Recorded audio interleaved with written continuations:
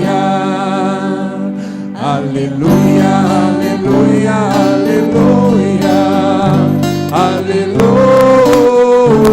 aleluia. Rei de graças ao Senhor, que seu amor é sem fim. diga ao povo de Israel, Que seu amor é sem fim. diga aos seus sacerdotes, Que seu amor é sem fim. diga a todos que o temem, Que seu amor é sem fim. aleluia, aleluia, aleluia, Aleluia. Aleluia, aleluia, aleluia. Aleluia. eis o dia do Senhor, Alegres nele exultemos. que nos salve e imploremos. Alegres nele exultemos. Bem-vindos à sua casa, Alegres nele exultemos. nós todos seus amados. Alegres nele exultemos. Aleluia, aleluia, aleluia, aleluia, Aleluia, aleluia, aleluia.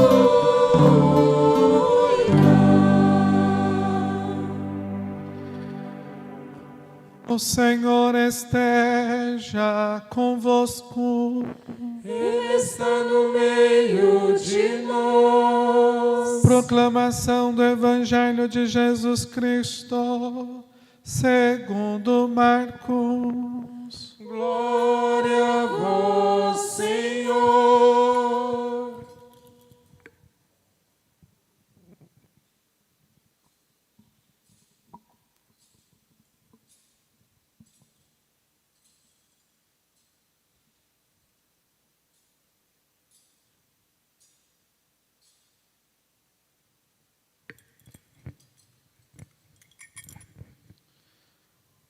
Quando passou o sábado, Maria Madalena e Maria, mãe de Tiago e Salomé, compraram perfumes para ungir o corpo de Jesus. E bem cedo, no primeiro dia da semana, ao nascer do sol, elas foram ao túmulo e diziam entre si: quem rolará para nós a pedra da entrada do túmulo? Era uma pedra muito grande, mas quando olharam, viram que a pedra tinha sido retirada. Entraram então no túmulo e viram uma jovem sentado do lado direito, vestido de branco, e ficaram muito assustadas. Mas o jovem lhes disse: não vos assusteis, vós procurais Jesus de Nazaré, que foi crucificado. Ele ressuscitou, não está aqui. Vede o lugar onde o puseram. Ide, dizei aos seus discípulos e a Pedro, que ele irá à vossa frente na Galileia. Lá vós o vereis, como ele mesmo tinha tenha dito. Palavra da salvação.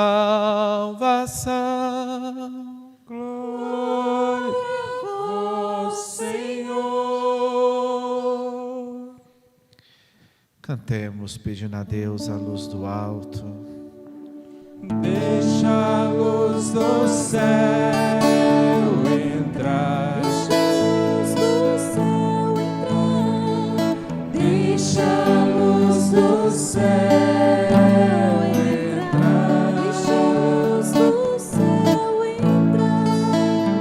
Abre bem as portas do teu coração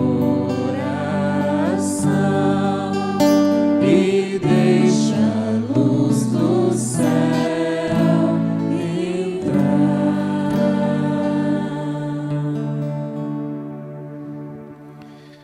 Queridos irmãos e irmãs que participam conosco pelas nossas redes sociais, Jesus ressuscitou, Ele não está mais aqui, Ele vive. Eu queria meditar com vocês alguns pontos sobre esse mistério da ressurreição. A palavra empregada no Evangelho, quando Maria Madalena e Maria, mãe de Tiago e Salomé vão ao túmulo e encontram o túmulo com a pedra removida e encontra o anjo à cabeceira, querendo saber onde está, e o anjo diz: ele ressuscitou, ele não está mais aqui. Vede o lugar onde puseram, não tem ninguém lá. Quando nós olhamos para essa palavra ressuscitou, nós vamos encontrar ela sempre no passado. Porque quando fala de ressurreição, você e ninguém presenciou o momento X onde Jesus ressuscita. O mistério da ressurreição é compreendido através de duas coisinhas. Ele ressuscitou, passado, e ele apareceu aos discípulos. Então o que se sabe é que quando foram lá, não estava mais lá. Para onde foi? O que aconteceu? Ele foi ressuscitado, mas a ressurreição de Jesus é algo totalmente novo. Não é um reviver como foi com Lázaro, que morreu, aí voltou à vida com o mesmo corpo, com a mesma alma, e aí está ali comendo, bebendo e tal. Não, o ressuscitou de Jesus é de outra maneira. O Espírito entrou e Jesus voltou, mas agora transformado nesse mistério da ressurreição. Então é preciso entender a questão histórica. Não há ninguém que documente exatamente como foi a ressurreição. O que se tem é o fato de que o túmulo estava vazio. Aqui o sepulcro vazio está entre ressuscitou e apareceu. E aquilo que os discípulos testemunharam. No testemunho deles está um credo. E o testemunho dele consta essas duas coisas. Ele ressuscitou, porque estava morto, nós vimos, e ele apareceu a nós. E aí poderia dizer, mas tudo isso fundamentado no testemunho dessas pessoas? Sim. Porque quando Jesus morreu, todos ficaram desalentados. Eles não entenderam do mistério de Jesus. E eles então voltavam para casa, vão recomeçar suas vidas, não é? Foi bom ter seguido Jesus, mas agora morreu, o sonho acabou, não é? E de repente o Senhor ressuscita e aparece. Na ignorância deles, a gente vê que o testemunho deles é real, verdadeiro, forte. Porque, primeiro, o testemunho deles era uma coisa capaz de fazer eles morrer por isso.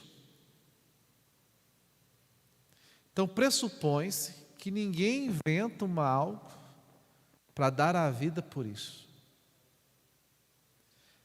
Então, o testemunho da ressurreição, de que Jesus ressuscitou e que apareceu a eles, foi dado com tanto entusiasmo, foi dado com a própria vida. Em segundo, foi ensinado e explicado para nós que esse mistério credível perpassa os nossos tempos e a nossa fé se baseia nisso. O nosso Cristo morreu e ressuscitou. O nosso Deus é um Deus vivo. Diz São Paulo, se ele não tivesse citado, adoraríamos um Deus morto. Então, tem sentido? E quando se fala que ele ressuscitou realmente, é para dizer que a ressurreição é uma realidade. Não é algo fictício, inventado. É uma realidade, é um fato, aconteceu, né?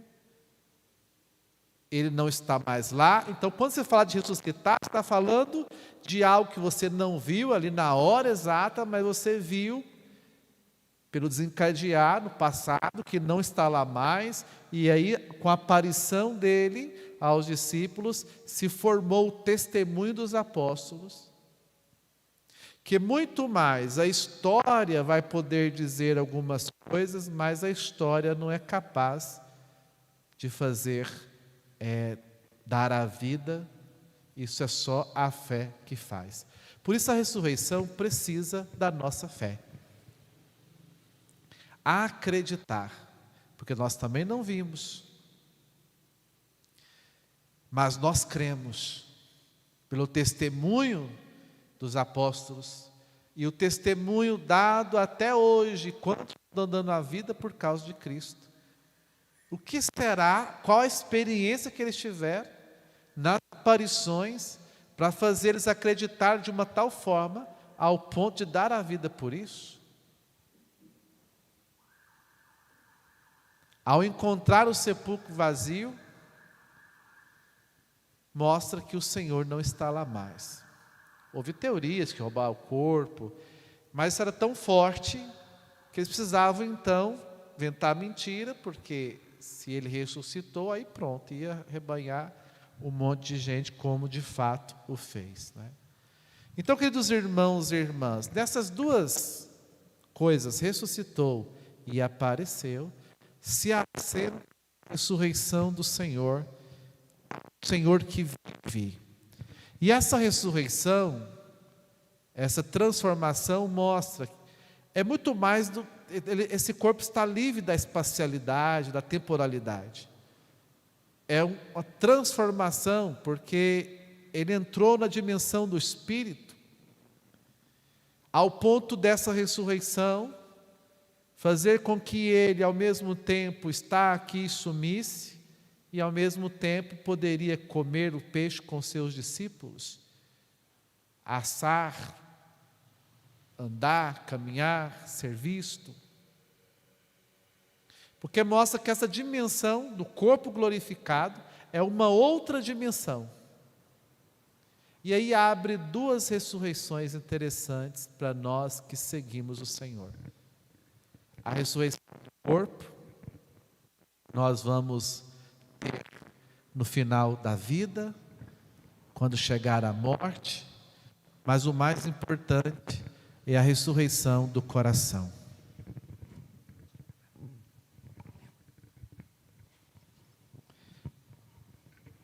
A ressurreição do coração, aonde nós fazemos essa Páscoa, passagem da morte para a vida, passagem da vida na carne para a vida no espírito,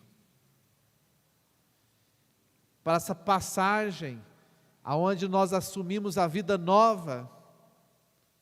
Então, a cada momento, o processo, desde que você foi batizado, mergulhado no mistério pascal, você vem com a graça do Senhor ressuscitado na sua vida, convivendo agora no Espírito, a santidade de Deus em você, você é chamado a todo momento a sair da vida na carne e fazer a vida no Espírito.